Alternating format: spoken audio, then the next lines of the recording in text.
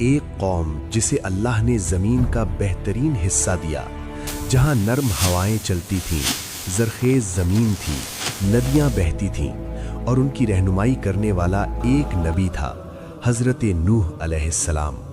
مگر سوچو نا، 10 سال نہ، 50 سال نہ، پورے 950 سال تک ایک ہی شخص، ایک ہی پیغام، ایک ہی قوم کو سمجھاتا رہا، صرف اللہ کی عبادت کرو ورنہ عذاب آئے گا۔ اور جواب میں مذاق، طنز اور دشمنی۔ نوح یہاں سے چلا جا، ہم نے کسی اللہ کو نہیں ماننا۔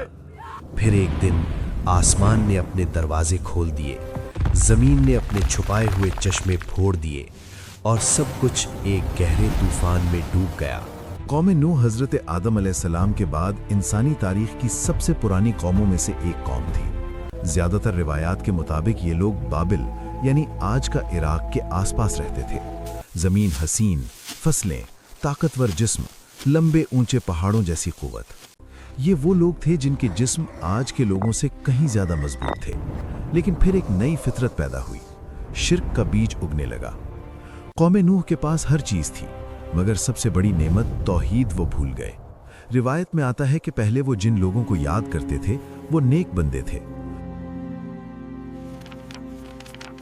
لوگوں نے سوچا ان کی یاد قائم رکھنے کے لیے تصویر بنا لیتے ہیں۔ بس تصویر سے تعظیم، تعظیم سے سجدہ، اور سجدے سے شرک شروع ہو گیا۔ اے ہمارے معبود، ہماری مشکل آسان کر دے، ہماری زندگی میں سکون دے دے۔ قرآن بتاتا ہے، اور انہوں نے کہا اپنے معبود ود، سوا، یغوس، یعوق اور نصر کو مت چھوڑو۔ یہ پتھر بن چکے تھے، مگر ان کے دل پتھر سے بھی سخت ہو گئے۔ میرا والا زیادہ بہتر ہے، بکواس مت کرو، میرے والے کی کاری لاجواب ہے۔ اسی قوم کے حوالے سے کچھ روایات میں ایک اور عجیب ہستی کا ذکر ملتا ہے، اوج بن اناک۔ اس کا ذکر قرآن میں نہیں، صرف کچھ قدیم روایات میں ملتا ہے۔ کہا جاتا ہے کہ یہ بہت لمبے قد کا، بے حد طاقتور، اتنا کہ کبھی کبھی پہاڑوں کو قدم سے ہلا دے۔ لوگوں میں اس کے قصے مشہور تھے، اور یہ قوم کے تکبر کی مثال بن گیا تھا۔ یہ روایت اصل میں ایک سبق تھی کہ جب قوم تکبر میں آتی ہے تو ان میں اوج بن اناک جیسی سوچ پیدا ہوتی ہے۔ اسی اندھیرے میں اللہ نے اپنی روشنی بھیجی، حضرت نوح علیہ السلام۔ قرآن کہتا ہے، اور ہم نے نوح کو ان کی قوم کی طرف بھیجا، اور ان کا رہنا قوم کے درمیان 950 سال کا تھا۔ وہ کہتے، میں تمہارے لیے اللہ کا صاف اور کھلا کھلا ڈرانے والا ہوں، جس کا پیغام تم تک پوری طرح واضح طور پر پہنچ چکا ہے۔ مگر لوگ انگلیاں کانوں میں ڈالتے، چادریں لپیٹ لیتے اور سختی سے کہتے، ہم تمہاری بات نہیں سنیں گے۔ جب حضرت نوح علیہ السلام بولتے تو کچھ چہروں پر نرمی آ جاتی، مگر پھر سردار آ کر ان کا ہاتھ پکڑ کر کہتے، چھوڑ اس کو، یہ تو صرف ایک آدمی ہے، غریب، کمزور۔ اگر اللہ کو کوئی پیغام بھیجنا ہوتا تو کسی امیر کے ذریعے بھیجتا۔ سوچو، 1-2 سال نہیں، 950 سال کی دعوت، دن میں بھی، رات میں بھی، چھپ کر بھی، کھلم کھلا بھی، نرمی سے بھی، سختی سے بھی۔ حضرت نوح علیہ السلام کہتے، توبہ کرو، اللہ تم پر بارشیں برسائے گا، مال دے گا، اولاد دے گا، باغات اگا دے گا، اور تمہاری طاقت اور بڑھ جائے گی۔ مگر جواب مذاق، طنز اور دشمنی۔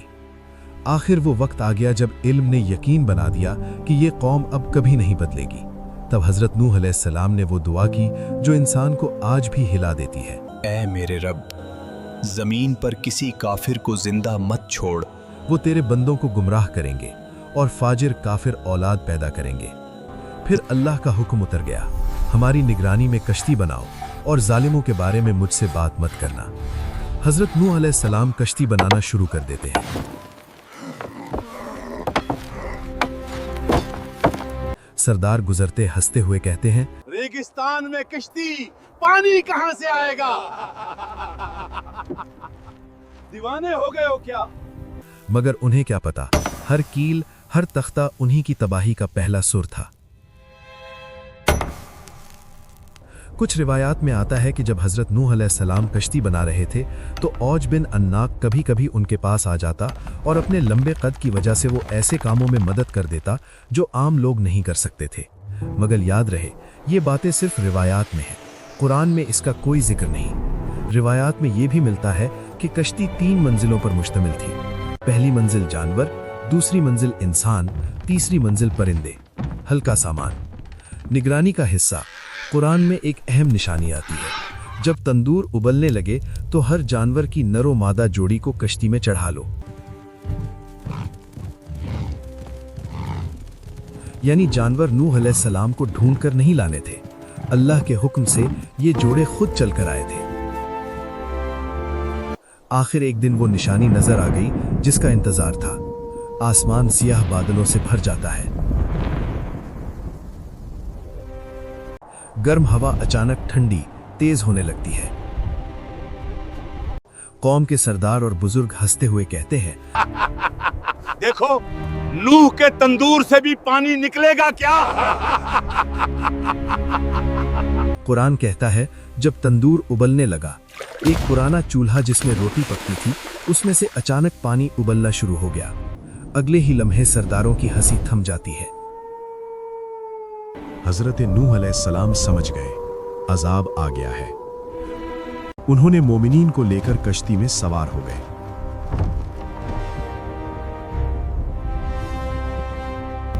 پھر اللہ نے فرمایا، آسمان کے دروازے کھول دو، زمین کے چشمے پھوٹ پڑنے دو۔ پانی اوپر سے برسا، پانی نیچے سے ابل کر نکلا، اور دونوں پانی مل گئے اس تقدیر پر جو لکھی جا چکی تھی۔ نوح علیہ السلام اپنی قوم کی طرف آخری دفعہ دیکھتے ہیں۔ ان کی بیوی دور اپنے گھر کے دروازے پر کھڑی تھی۔ نوح علیہ السلام پکارتے ہیں، آؤ اللہ کی پناہ میں آ جاؤ، مگر اس نے منہ پھیر لیا۔ وہ ان کمزور سرداروں کے ساتھ گم ہو گئی۔ نوح علیہ السلام کے 3 بیٹے سام، حام اور یافس ان کے ساتھ کھڑے ہیں۔ ان کی بیٹیاں بھی اپنے شوہروں کے ساتھ کشتی میں جگہ لے چکی ہیں۔ عورتیں چیختی ہیں، سب کو اٹھاؤ۔ یہ کیا ہو رہا ہے؟ لوگ بھاگتے، مگر پانی ہر طرف سے آ رہا تھا۔ کوئی چلایا، نوح سچ کہتا تھا، عذاب آ گیا، ہم تباہ ہو گئے۔ زمین پھٹ رہی تھی، ابلتے پانی کی ندیاں اٹھ رہی تھی، طاقتور مردوں کی ٹانگیں کانپ رہی تھی۔ لوگ کشتی کی طرف بھاگتے، ہمیں بھی ساتھ لے چلو، مگر دروازے اللہ کے حکم سے بند ہو چکے تھے۔ پانی پہاڑ جیسی لہروں میں بدل گیا۔ انہی لہروں کے بیچ حضرت نوح علیہ السلام نے اپنے بیٹے کو دیکھا۔ انہوں نے پکارا، اے میرے بیٹے، ہمارے ساتھ سوار ہو جاؤ۔ اس نے کہا، میں پہاڑ پر چڑھ کر بچ جاؤں گا۔ نوح علیہ السلام بولے، آج اللہ کی پکڑ سے کوئی نہیں بچا سکتا۔ اور پھر ایک لہر ان کے درمیان آ گئی اور بیٹا ڈوبنے والوں میں ہو گیا۔ صرف طوفان گرج رہا تھا، آسمان کا رنگ سیاہ، ہر طرف چیختی ہوا جسے سن کر لوگ ڈر کر رو دیتے۔ طوفانی لہریں کشتی کی دیواروں پر زور سے ٹکراتی اور ہر ٹکر پر کشتی پوری طرح کانپ اٹھتی۔ اندر سے حضرت نوح علیہ السلام دعا میں جھکے ہوئے، باہر سے چیخوں کا شور۔ دن رات ایک ہو جاتے، بجلی کی چمک کے سوا کوئی روشنی نہیں۔ پانی اتنا بڑھ جاتا ہے کہ پہاڑ صرف چوٹیوں تک رہ جاتے ہیں، صرف کشتی تیر رہی ہوتی ہے۔ طوفان گرجتا رہا، دن رات ایک ہو گئے، کشتی پہاڑوں جتنی لہروں میں تیرتی رہی، اور آخر اللہ نے کہا، اے زمین اپنا پانی نگل لے، اے آسمان تھم جا۔ پانی اتر گیا، زرخیز زمین دکھائی دینے لگی، اور کشتی جودی نام کے پہاڑ پر ٹھہر گئی۔ نوح علیہ السلام زمین پر سجدے میں گر جاتے ہیں۔ ان کے گرد سام، حام، یافس، ان کی بیٹیاں، ان کے شوہر اور کچھ مومن لوگ، بس یہی لوگ بچے تھے۔ یہیں سے ایک نئے دور کا آغاز ہوتا ہے۔ قوم نوح سوچتی تھی ہم طاقتور ہیں، مال ہے، بچ جائیں گے، مگر جب اللہ کا حکم آیا، نہ مال کام آیا نہ بت۔ آج ہمارے بت، کریئر، لوگ کیا کہیں گے، سوشل میڈیا، بے حیائی۔ اس وقت کشتی بچ گئی، آج ہماری کشتی توحید، نماز، توبہ، قرآن، سنت۔ کمنٹ میں لکھو تمہیں اس واقعے سے کیا سبق ملا ہے، اور چینل کو سبسکرائب کرنا مت بھولنا۔